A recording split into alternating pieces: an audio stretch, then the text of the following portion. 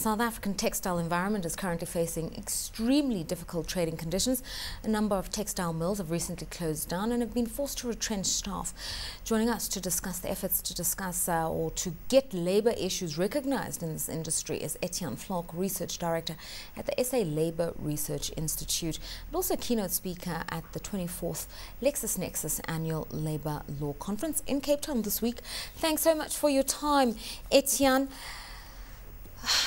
Let's start off with the problems around labour within the textile and clothing sectors. There are provisions within the Clothing Bargaining Council agreement to protect labour, but also about how to deal with dismissals. Just talk us through those. Well, the Bargaining Council is, of course, a forum where employers and labour get together to negotiate wages and employment conditions, and these then set a minimum standard for the industry. Some companies are having difficulty dealing with these, but we believe that this is an industry where wages are already very low. For instance, if you are a machinist in the rural areas, you earn about 420 Rand per week. So it's not a high wage sector at all, very low wages, but a very crucial sector for our economy.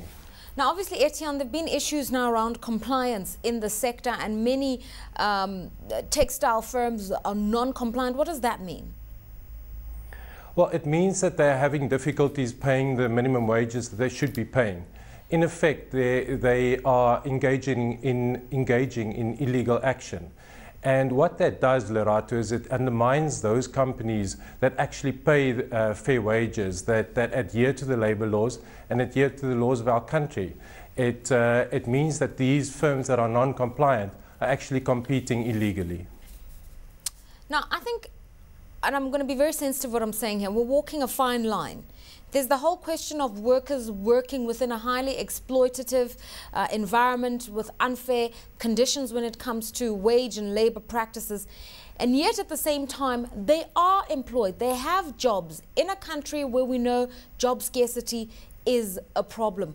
What should the approach be in a situation like this? Well, I think what is very crucial is that we also need to take into account those workers who work in factories that actually pay the correct wages, the wages according to the law.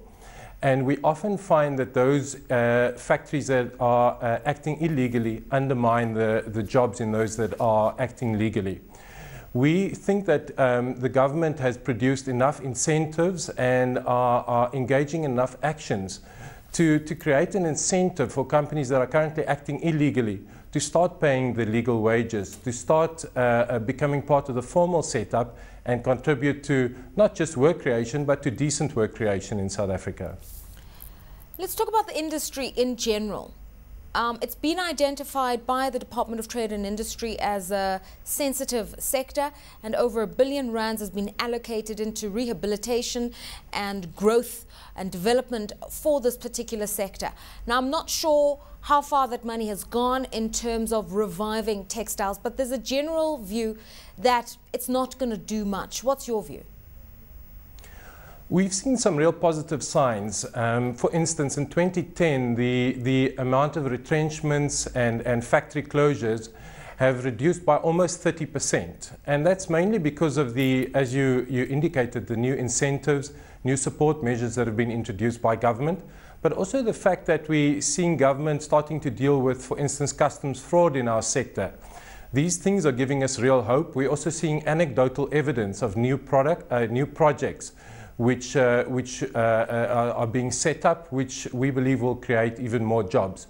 So while we've had really tough trading conditions in the last 5 or so years, there are some real positive signs, I think mainly as a result of these incentives that we're seeing in the industry.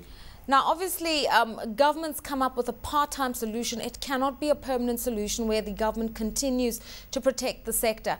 And this takes us to a broader discussion about manufacturing in general, but textiles in particular not being a competitive edge for South Africa. And some are asking, what's the investment case to keep textiles going? Why should we keep on protecting the sector? We can't compete against the Chinese and the Indians and imports coming through from Asia. Why don't we just cut our losses and focus on the things we know how to do?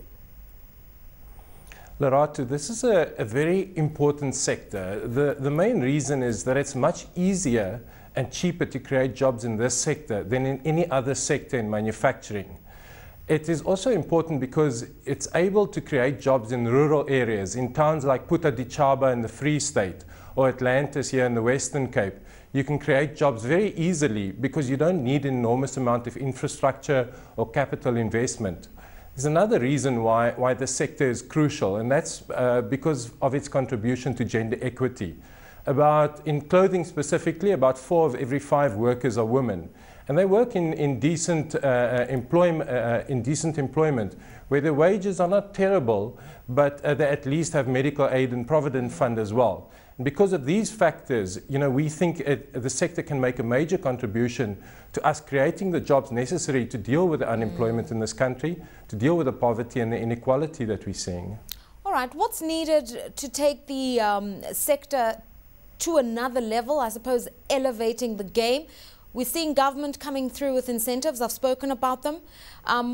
What can be done by way of trade policy, for instance, to protect the economy from the so-called dumping of Chinese cheap imports and textiles into this economy? What more needs doing? Lerato, we believe that while, as you indicated earlier, the sector will have difficulty competing with cheap labor destinations, the one major advantage that we have is our location. We are very close to our customers, closer than anybody else. And if we're able, through increased training and through measures to fix our factories, ensure that we are able to deliver quickly to our customers, that's where we believe the future lies.